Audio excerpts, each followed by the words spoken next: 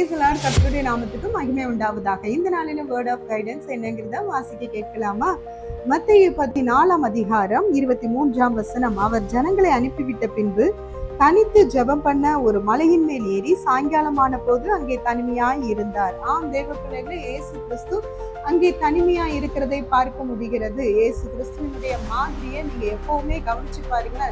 தனி ஜெபத்துக்கு முக்கியத்துவம் கொடுக்கிறார். அவர் தனியா ஜெபிச்சதுனாலதான் அவருடைய ஊழியத்துல பாருங்க ரொம்ப சக்சஸ்ஃபுல்லா அவர் நிறைய காரியங்களை, அற்புதமா இருக்கட்டும், நோய்களை குணமாக்குறதா இருக்கட்டும், பிசாசுகளை துரத்துறதா இருக்கட்டும், பிரசங்கம் பண்றதா இருக்கட்டும், ஜனங்கள் என்ன சிந்திக்கிறாங்க அப்படிங்கிறதா இருக்கட்டும், எல்லாத்திலுமே அவர் இந்த தனி ஜெபத்தின் மூலமாக கர்த்தரிடத்துல கிருபையை பெற்றிருந்தார். எப்பவுமே பிதா கூட அவர் பேசுற ஒரு அனுபவம் இருந்தது. இன்றைக்கு தேவனுடைய பிள்ளைகளே, உங்களுடைய வாழ்க்கையில தனி ஜெபம் இருக்கா? கோயிலுக்கு போனா மட்டும்தான், சர்ச்சுக்கு போனா மட்டும்தாங்க நான் ஜெபம் பண்ணுவேன்னு சொல்றவங்களா இருக்கீங்களா?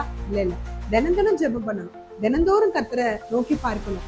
இரவும் பகலும் கர்த்தரை நோக்கி பார்க்க நீங்க முன்வாருங்க. தனி ஜெபம் உங்க வாழ்க்கையில நிச்சயமா ஒரு பெரிய ஆசீர்வாதத்தை கொண்டு வரும். தேவ பிள்ளைகளே, தனி ஜெபத்தை விடாதீங்க. கர்த்தர் உங்களை ஆசீர்வதிப்பார். God bless you.